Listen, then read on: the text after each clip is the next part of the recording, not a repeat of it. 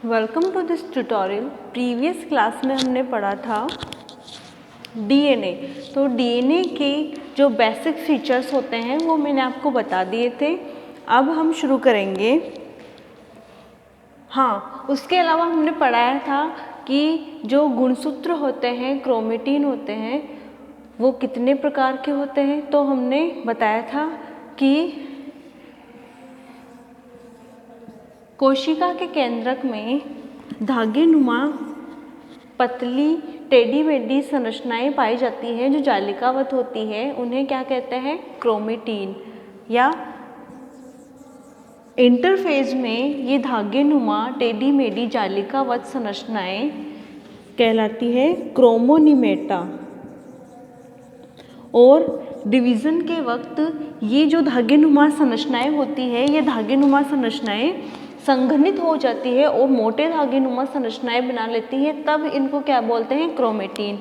तो जो क्रोमेटिन होते हैं, इन क्रोमेटिन को इंटरफेज में एसिटोकार्बीन से स्टेन या अभिरंजित करते हैं। तो दो क्षेत्र दिखाई पड़ते हैं। कौन कौन से? हेटेरोक्रोमेटिन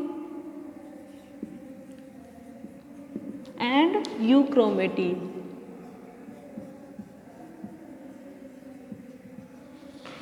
तो हेटेरोक्रोमेटिन और यूक्रोमेटिन। तो मैंने बताया था हेटेरोक्रोमेटिन कौन से क्षेत्र होते हैं?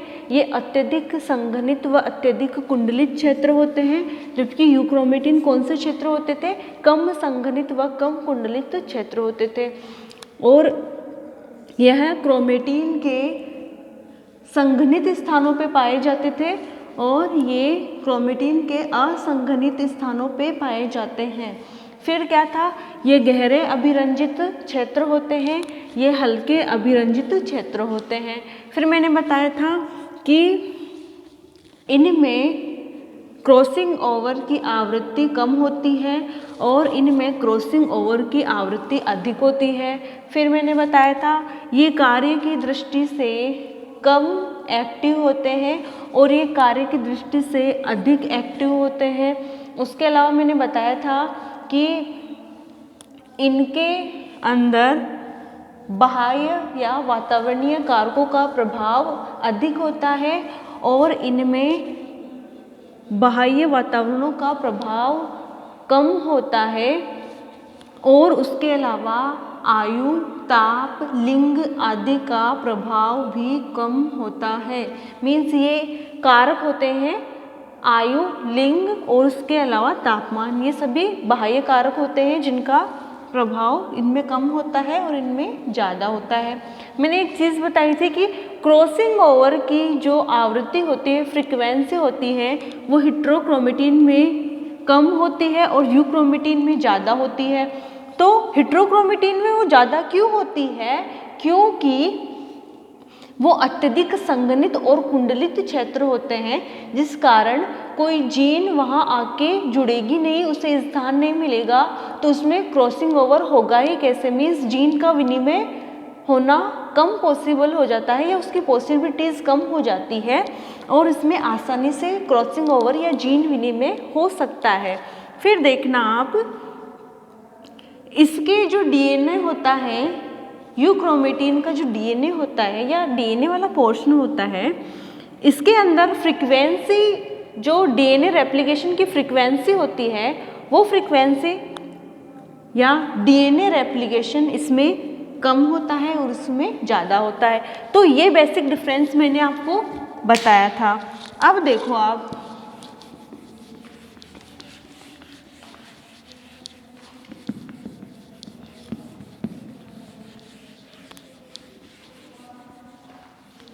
तो जो हेटेरोक्रोमेटिन होते हैं यह दो टाइप के होते हैं।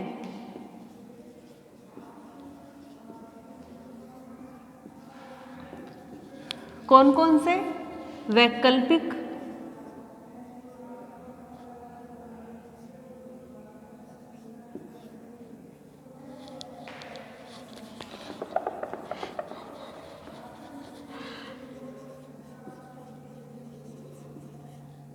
और अहेतुक।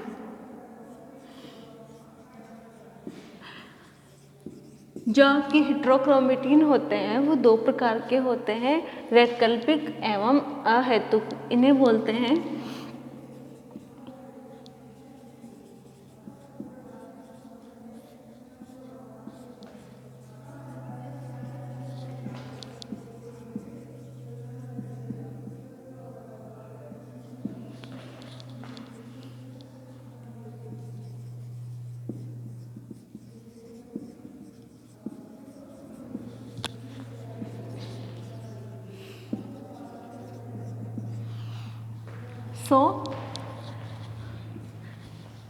आपके हेट्रोक्रोमेटिन को दो भागों में डिवाइड किया गया है। कौन कौन से? वैकल्पिक हेट्रोक्रोमेटिन एवं अहेतुक हेट्रोक्रोमेटिन। तो जो वैकल्पिक हेट्रोक्रोमेटिन है उसको फैकल्टेटिव हेट्रोक्रोमेटिन भी कहते हैं और अहेतुक हेट्रोक्रोमेटिन को कॉन्स्टिट्यूटिव हेट्रोक्रोमेटिन भी कहते हैं। तो पहले हम वैकल्पिक हेट्रोक्रोमेटिन के बारे में पढ़ेंगे।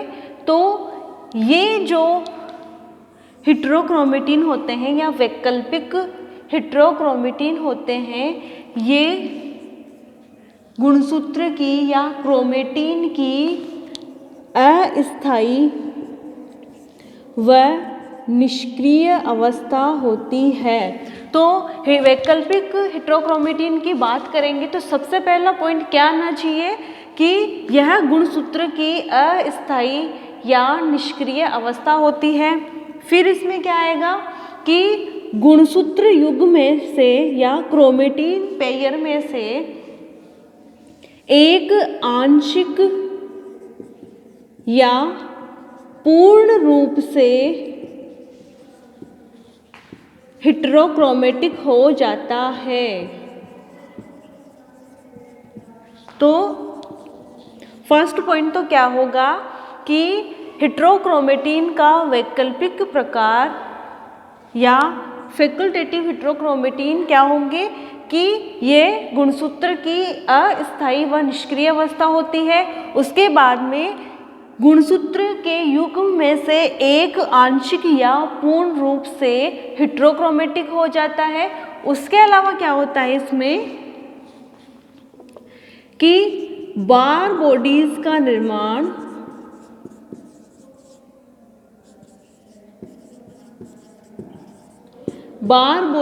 निर्माण वैकल्पिक हेट्रोक्रोमेटिन के द्वारा ही होता है। तो अगर किसी सोमेटिक सेल में बार बॉडीज पाई जाती है तो ये मान लेना कि वो फैकल्टेटिव हेट्रोक्रोमेटिन का पार्ट है। तो ये देखो आप कि फैकल्टेटिव हेट्रोक्रोमेटिन अस्थायी व निष्क्रिय अवस्था होती है गुणसूत्र की, और गुणसूत्र के युग्म में से एक या मैं यूँ बोलूँ कि गुणसूत्र के युग्म में से एक गुणसूत्र आंशिक या पूर्ण रूप से हेट्रोक्रोमेटिक हो जाता है। फिर बार बॉडीज का निर्माण फैकल्टेटिव हेट्रोक्रोमेटिन के द्वारा होता है। मादा स्तनधारियों या फीमेल्स की कायिक कोशिकाओं में 2X गुणसूत्र पाए जाते हैं। आप सभी को पता है कि जो फीमेल्स होती है उनकी कायिक कोशिकाओं में 2X गुणसूत्र पाए जाते हैं। इन 2X गुणसूत्रों में से एक गुणसूत्र बार बॉडी या लिंग गुणसूत्र का निर्माण करती है। तो सबसे पहला इम्पोर्टेंट पॉइंट क्या हो गया इसमें कि जो वैकल्पिक हेट्रोक्रोमेटिन होता है ये बार बॉडीज का निर्माण करेगा, और जो मादा स्तनधारी या फीमेल होती है या मादाएं होती हैं उनमें जो सोमेटिक सेल्स होती हैं उनमें 2X गुणसूत्र पाए जाते हैं, जिनमें से एक एक्स गुणसूत्र विघटित हो जाता है और सेक्स क्रोमेटिन या बार बॉडीज का निर्माण करता है, जबकि नर में या मेल में सोमेटिक सेल्स में सिर्फ एक एक्स गुणसूत्र पाया जाता है। आपको पता है एक्स एंड वाई पाए जाते हैं, तो उनकी सोमेटिक सेल्स में एक ही एक्स गुणसूत्र पाया जाता है, जो यू क्रोमेटिक होने के कारण बार बॉडीज का निर्माण नहीं करती है। तो मेल्स में सोमेटिक सेल्स में सिर्फ एक ही गुणसूत्र पाया जाता है, मेल्स की सोमेटिक सेल्स में एक ही एक्स गुणसूत्र पाया जाता है, जो यूक्रोमेटिक होने के कारण बार बॉडीज का निर्माण नहीं करता है। तो अगर आपको पूछा जाए कि बार बॉडीज मेल्स में पाई जाती है या फीमेल्स में, तो क्या आंसर होना चाहिए कि बार बॉडीज का निर्माण फैकल्टेटिव हेटेरोक्रोमेटिन करता है और ये फीमेल्स में पाई जाने वाली बॉडीज होती हैं। इसके अलावा ये बार बॉडीज सेक्स क्रोमेटिन भी कहलाती है और इनका निर्माण एक एक्स गुणसूत्र के विघटित होने से, जब सेल में एक एक्स गुणसूत्र विघटित होगा तो वो डॉट के रूप में वहाँ पे या बिंदु के रूप में पाया जाता है, तो उन्हें बार बॉडीज कहते हैं। फिर आप देखना अहेतुक या कॉन्स्टिट्यूटिव हेटेरोक्रोमेटिन। तो इसमें क्या होता है कि यह गुणसूत्र की स्थायी व सक्रिय अवस्था होती है। मैंने बताया था बेसिक डिफरेंस में क्या हुआ कि ये अस्थायी व निष्क्रिय अवस्था होती है, जबकि अहेतुक हेटेरोक्रोमेटिन गुणसूत्र की या क्रोमेटिन की स्थायी व सक्रिय अवस्था होती है। और यह कहाँ कहाँ पाई जाएगी? सेंट्रोमियर, टीलोमियर, ये गुणसूत्र के भाग होते हैं, रीजन्स होते हैं। तो ये कहाँ कहाँ पाई जाती है? मतलब जो क्रोमेटिन होता है उसके एक्टिव रीजन में या एक्टिव क्षेत्रों में ये पाई जाएगी। तो वो एक्टिव क्षेत्र कौन कौन से हो गए? सेंट्रोमियर, टीलोमियर व न्यूक्लियर ऑर्गेनाइजर वाले रीजन्स में अहेतुक हेटेरोक्रोमेटिन्स पाए जाते हैं। उसके अलावा ये बार बॉडीज का निर्माण नहीं करते हैं। बार बॉडीज का निर्माण कौन करेंगे? वैकल्पिक हेटेरोक्रोमेटिन बार बॉडीज का निर्माण करेंगे, जबकि कॉन्स्टिट्यूटिव हेटेरोक्रोमेटिन बार बॉडीज का निर्माण नहीं करेंगे।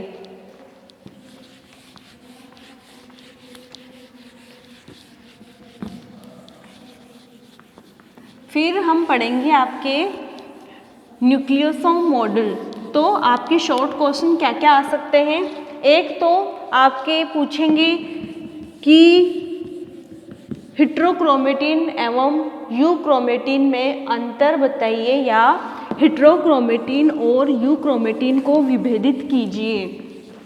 तो इस पे आपके शॉर्ट नोट आ सकता है। उसके अलावा आपके छोटे क्वेश्चन में टाइप्स ऑफ हेटेरोक्रोमेटिन्स पूछ सकते हैं कि हेटेरोक्रोमेटिन के कौन कौन से प्रकार होते हैं। तो वो मैंने आपको यहाँ पे बता दिए कि वैकल्पिक और अहेतुक हेटेरोक्रोमेटिन होते हैं, जिनमें से वैकल्पिक हेटेरोक्रोमेटिन्स बार बॉडीज का निर्माण करते हैं, जबकि अहेतुक हेटेरोक्रोमेटिन्स बार बॉडीज का निर्माण नहीं करते हैं। और बार बॉडीज का निर्माण भी किन में होगा? फीमेल्स में। फीमेल्स में क्यों होगा? क्योंकि उसमें सोमेटिक सेल्स में या कायिक कोशिकाओं में 2 एक्स गुणसूत्र पाए जाते हैं, जिनमें से एक एक्स गुणसूत्र विघटित होकर बार बॉडीज या सेक्स क्रोमेटिन का निर्माण करते हैं। फिर देखो आपके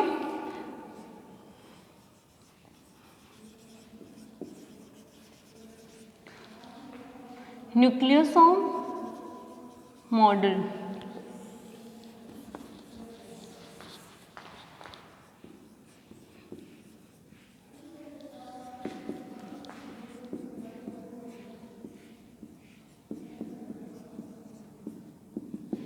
तो इसका प्रतिपादन किसने किया?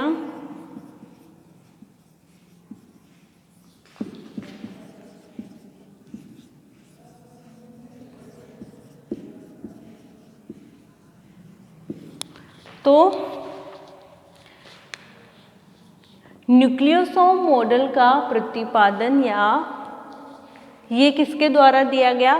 कॉर्नबर्ग एवं थॉमस के द्वारा न्यूक्लियोसोम मॉडल दिया गया। तो ये मॉडल कौन से सन में दिया गया था? 1974 में। तो आपसे पूछे कि न्यूक्लियोसोम मॉडल किसने दिया? तो कॉर्नबर्ग एवं थॉमस ने न्यूक्लियोसोम मॉडल दिया कौन से सन में? 1974 में। तो ये मॉडल क्या था कि कॉर्नबर्ग एवं थॉमस ने डीएनए व हिस्टोन प्रोटीन की व्यवस्था को समझाने के लिए एक मॉडल दिया जिसे न्यूक्लियोसोम मॉडल कहते हैं। तो क्या होगा इसमें कि डीएनए व हिस्टोन प्रोटीन की व्यवस्था को समझाने के लिए जो मॉडल दिया गया उसे न्यूक्लियोसोम मॉडल कहते हैं। इस मॉडल के अनुसार गुणसूत्र में डीएनए व हिस्टोन प्रोटीन आपस में एक विशिष्ट संरचना का निर्माण करते हैं जिसे न्यूक्लियोसोम कहते हैं। तो न्यूक्लियोसोम मॉडल किसने दिया? कॉर्नबर्ग एंड थॉमस ने 1974 में दिया। क्यों दिया?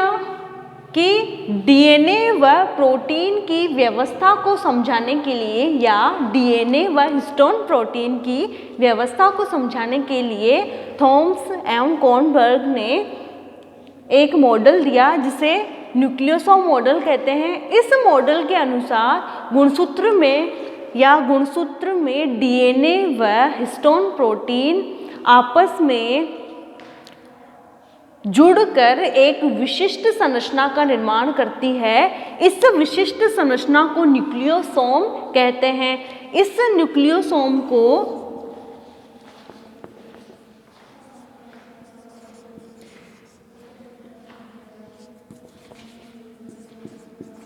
यूडेट एट ऑल ने यूडेट एवं उसके साथियों ने न्यूक्लियोसोम नाम दिया।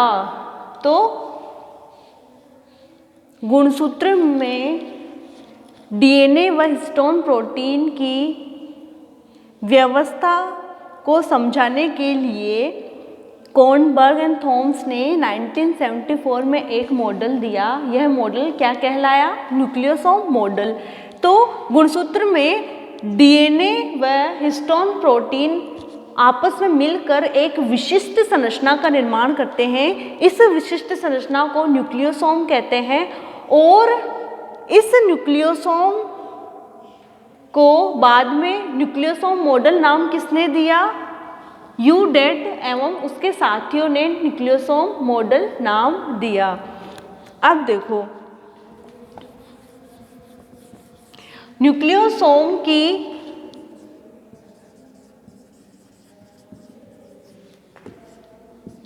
का व्यास कितना होता है?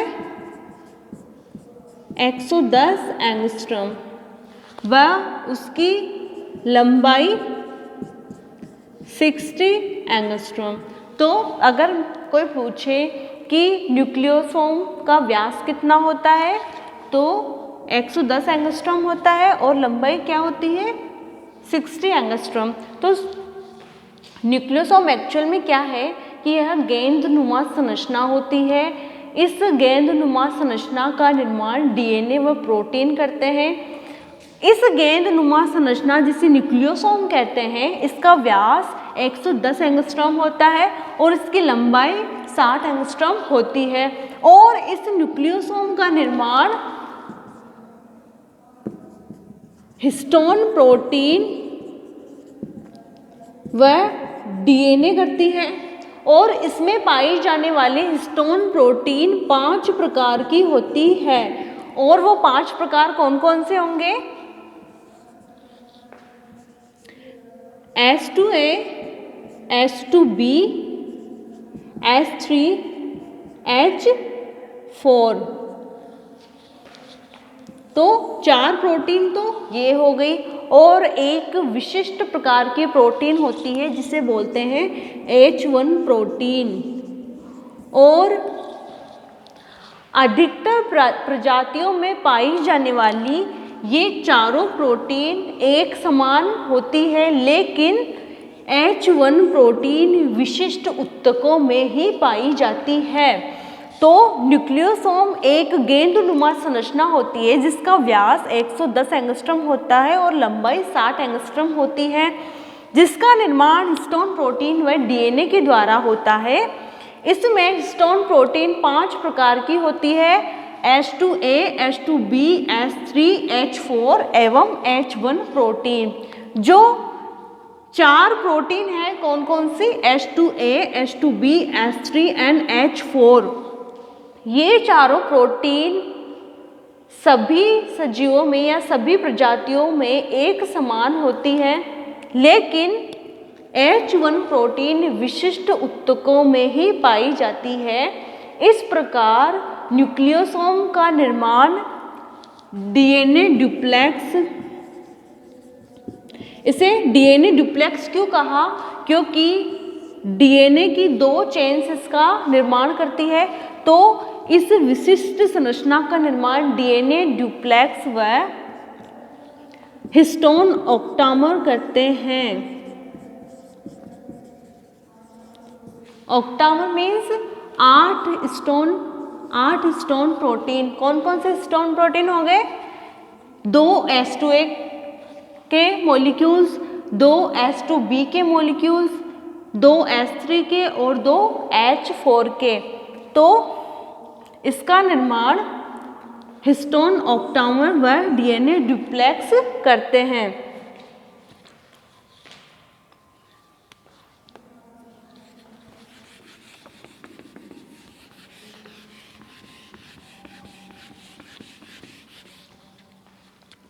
ये है हिस्टोन ऑक्टामर, जिसके डीएनए एक चक्र पूरा लगाता है और दूसरा चक्र 1/3 लगाता है।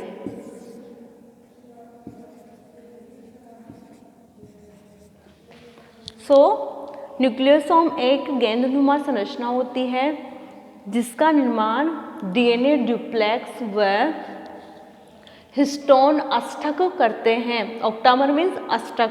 तो हिस्टोन अष्टक क्यों होंगे? क्योंकि जो चारों प्रोटीन है इनके 2-2 अणु मिलके न्यूक्लियोसोम का निर्माण करते हैं। तो 4 तो जो हमें दिख रहे हैं वो, और 4 इनके पीछे मीन्स या हिस्टोन अष्टक न्यूक्लियोसोम का निर्माण करेंगे। इस गेंदनुमा संरचना के बाहर डीएनए एक सहित 3/4 चक्र लगाए हुए रहते हैं, या एक सहित 3/4 विन्यास में कुंडलित रहते हैं।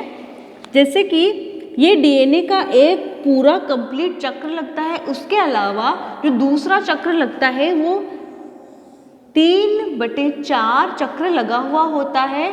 और जो ये चक्र होते हैं इसमें कुल 146 क्षार युग्म पाए जाते हैं। ये जो 146 क्षार युग्म है ये इस कंप्लीट चक्र में उपस्थित क्षार युग्म होते हैं।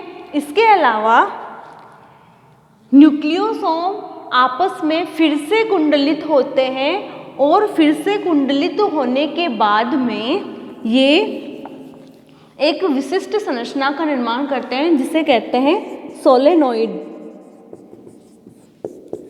तो जो न्यूक्लियोसोम होते हैं ये न्यूक्लियोसोम आपस में पुनः कुंडलित होते हैं और पुनः कुंडलित होकर ये एक विशिष्ट संरचना का निर्माण करते हैं जिसे सोलेनोइड कहते हैं और एक सोलेनोइड में 6 न्यूक्लियोसोम पाए जाते हैं और इसके बेस पे न्यूक्लियोसोम मॉडल नाम दिया गया इसे, जिसका प्रतिपादन फिंच व क्लग ने किया था। और नेक्स्ट क्लास में मैं इसे नेक्स्ट शुरू करूँगी। आज के लिए इतना ही। Thank you.